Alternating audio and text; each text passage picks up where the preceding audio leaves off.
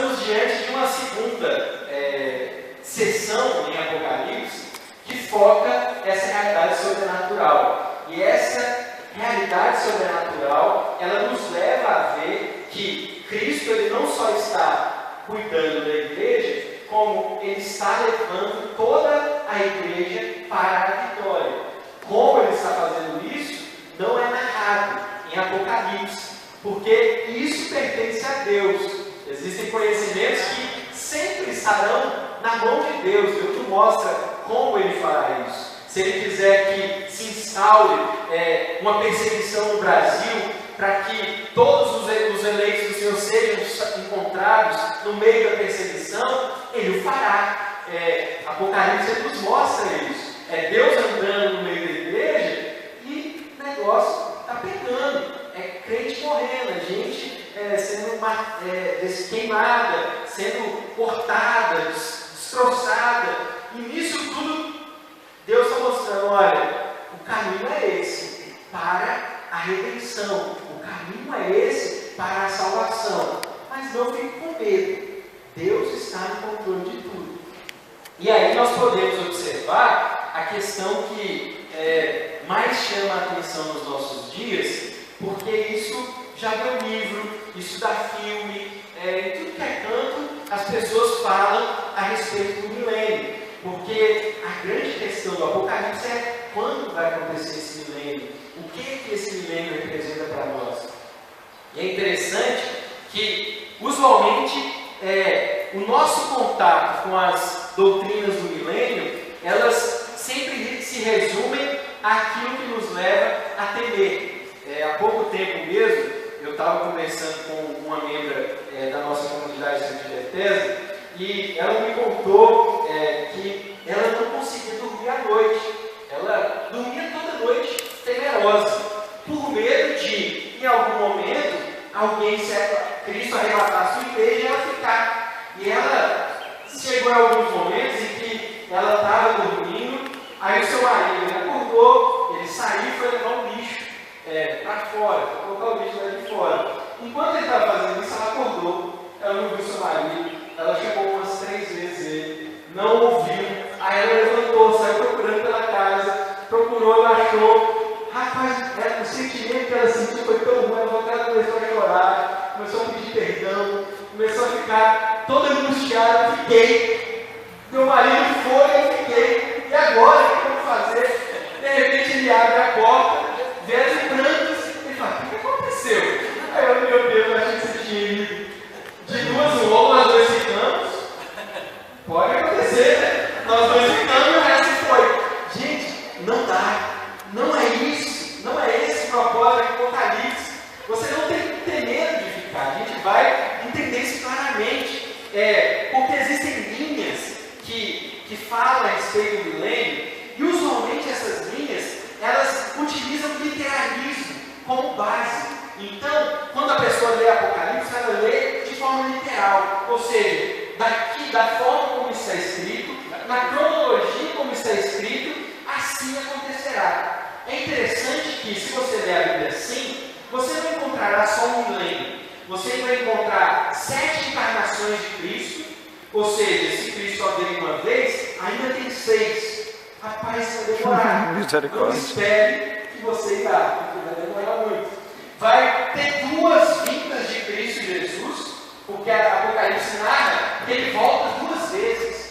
Se você ler literalmente, entendendo as sessões, você sabe que é um acréscimo. Primeiro fala, ele voltará. E aí no capítulo 21 a 22 diz, e ele voltará, a sessão anterior diz isso, ele voltará agora e ele trará consigo a nova Jerusalém. É um acréscimo à última sessão. Só que se você ler literalmente, ele vai vir 2 vezes. E nas 2 vezes que ele vai vir, vai ter uma grande guerra. E aí você vai ficar complicado, porque quando ele vier, ele não vai ter que matar só Satanás. Vai ter Satanás, vai ter o anticristo, vai ter a besta, vai ter a grande Babilônia, vai ter o dragão. Rapaz, ele vai ter que matar muita gente para ele conseguir vencer. Mas o que a gente tem que entender? Que nessa construção de histórias, a gente vai vendo que até a forma como João narra determinadas coisas muda.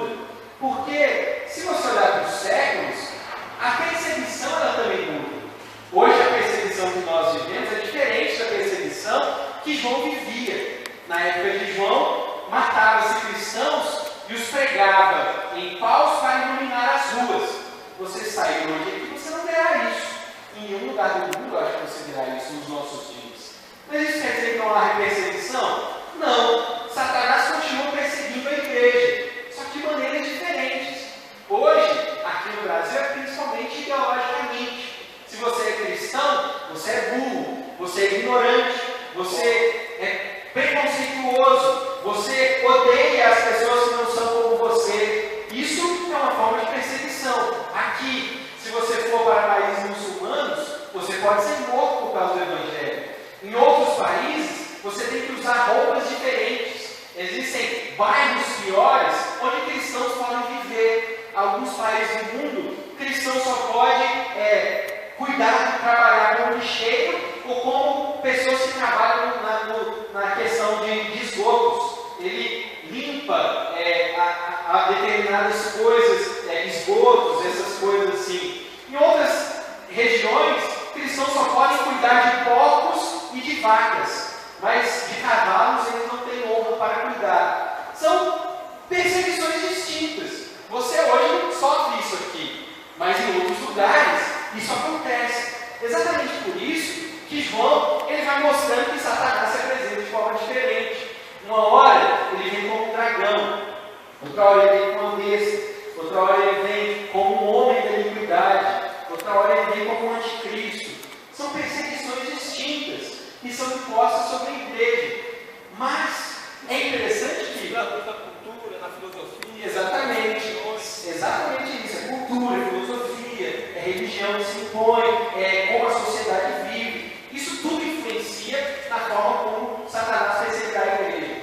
A única coisa que João não coloca diferente é a forma como Deus se impõe, como Cristo Jesus se impõe no meio disso tudo. Ele sempre é o cordeiro, ele sempre é o restaurador, ele sempre é o cuidador, seja besta, seja dragão, seja anticristo, seja o que for, Cristo ele sempre age da mesma maneira, redimindo, salvando e cuidando.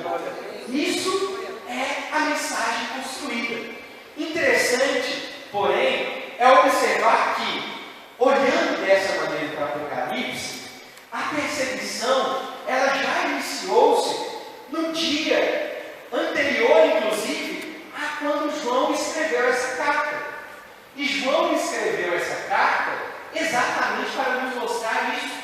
Existe a nossa visão, ali está muito ruim, acho que você não vai conseguir ver, mas imagine uma linha do tempo. Nessa linha do tempo, o início da linha do tempo é a cruz de Cristo.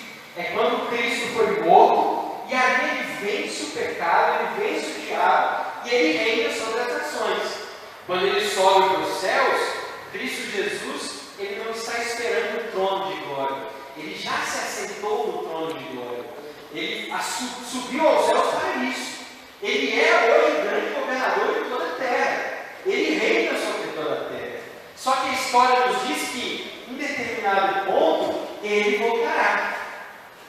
No meio disso, está acontecendo Apocalipse. Essa visão é chamada de amilenismo.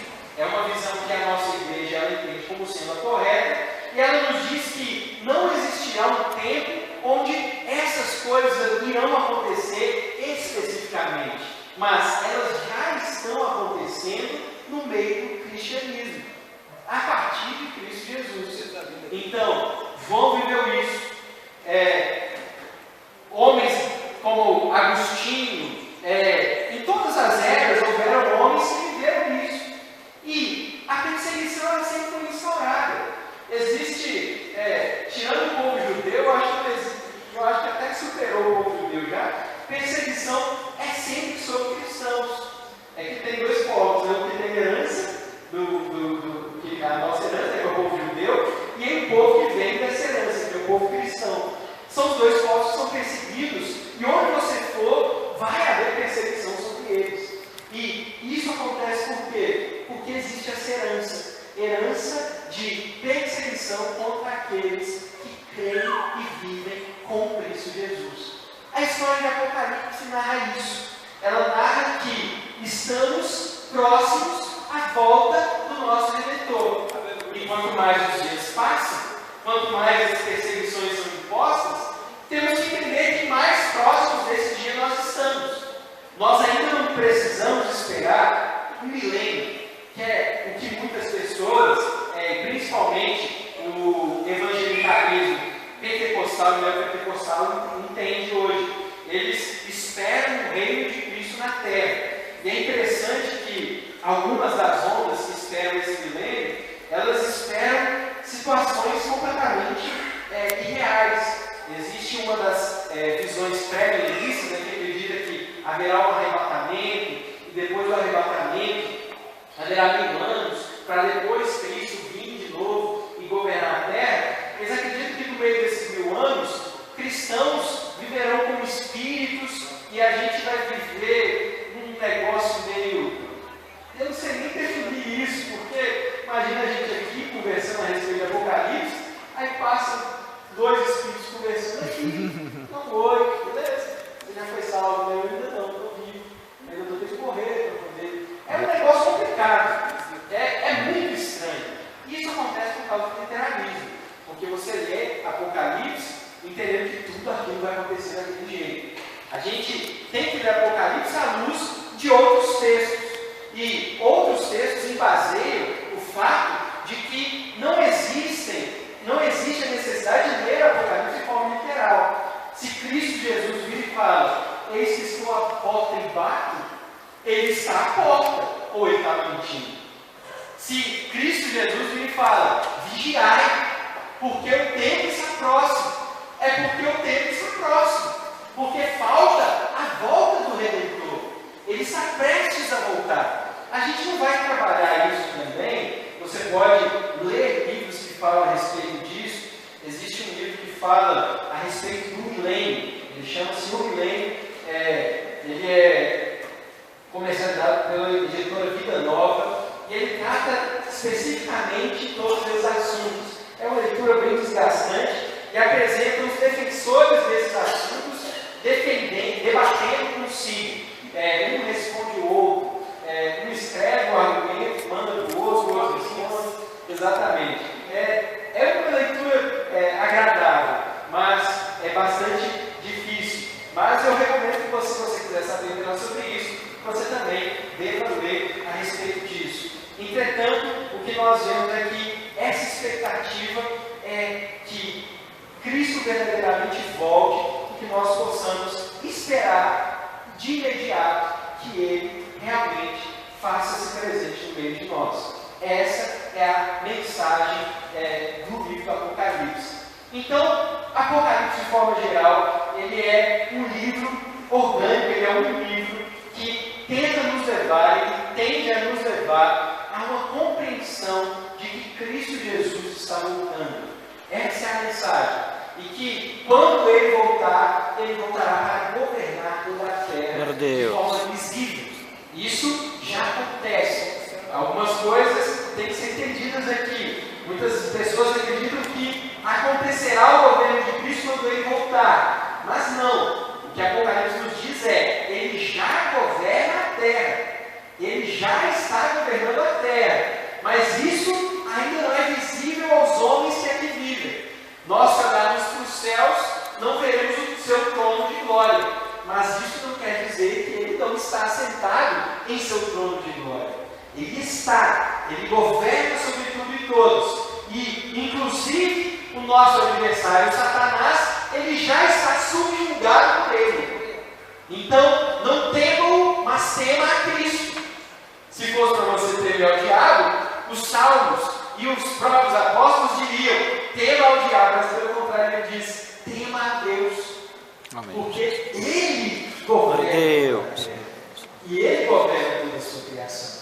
Então, Apocalipse, ele reflete o que outros textos da Bíblia nos dizem. O irmão, ele já falou a respeito de Mateus 28:20. Mateus 28:20 diz exatamente o que nos diz a primeira sessão de Apocalipse, capítulo 1 a 3, diz lá, e eis que estão convosco todos os dias até a consumação do século. vós sois a luz do mundo. Isso é Cristo dizendo, eu estou andando no meio da minha igreja. Amém. Capítulo 4 a 7, segunda sessão, João 16:36, ele dizia, no mundo passareis por aflições, mas tende bom ânimo, eu venci o mundo. Essa narrativa já estava construída. Não é por causa de Apocalipse que Cristo vence o mundo. Ele já venceu o mundo. Ele já governa sobre o mundo. Então, é uma boa notícia. A gente lê Apocalipse como uma boa notícia. Capítulo 8 a 18, terceira sessão, Lucas já nos dizia lá em capítulo 8, 17, não fará justiça aos seus escolhidos, que a ele clamam dia e noite. É a vitória de Cristo sobre a perseguição, sobre aqueles que perseguem os mártires. É interessante que os mártires lá, eles inclusive cantam diante de Deus. Apocalipse narra isso. E os santos, os mártires que morreram por causa das perseguições, eles buscam a vingança de Deus. Eles clamam, Deus, até quando os cristãos esperarão isso? Aí Cristo vira e fala, eis que eu virei para destruir a Satanás. E ele vem logo em seguida e ele destrói Satanás. É boa notícia. É uma narrativa de esperança, de expectativa. E a gente pode ver isso em todos os restos. Eu não vou ler tudo de novo, porque a gente já está no horário, inclusive. Então a gente tem que focar no que a gente precisa observar. Se você quiser, depois eu posso até passar esses slides.